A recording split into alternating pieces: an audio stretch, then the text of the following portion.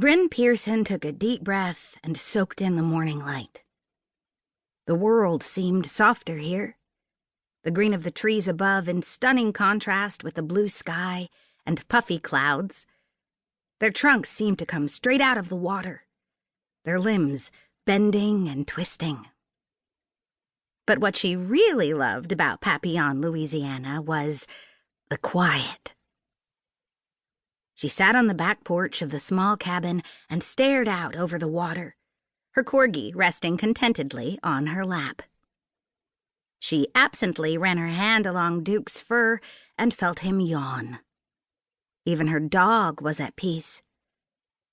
She could think here. How long had it been since she was still? She'd forgotten how good it felt to know she had a whole day with nothing planned. No agenda items, no meetings, no rehearsals or interviews. She'd been staying in the cabin on the grounds of the Butterfly Bayou bed and breakfast, owned and operated by the cutest family she'd ever seen. From what she could tell, no one even recognized her here. If the owners of the B&B did, they gave her absolutely no clue. Maybe it was the new hair and the lack of makeup. Or maybe not everyone had watched her grow up on TV, and wasn't that the coolest thing?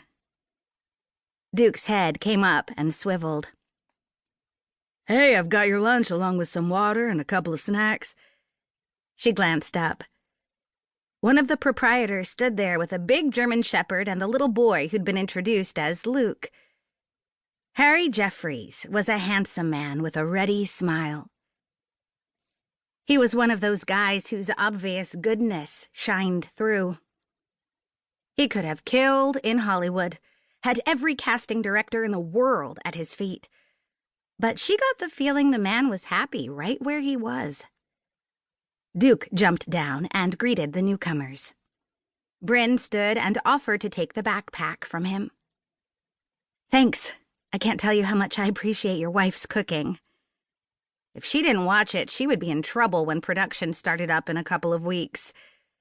Papillon was playing hell on her diet.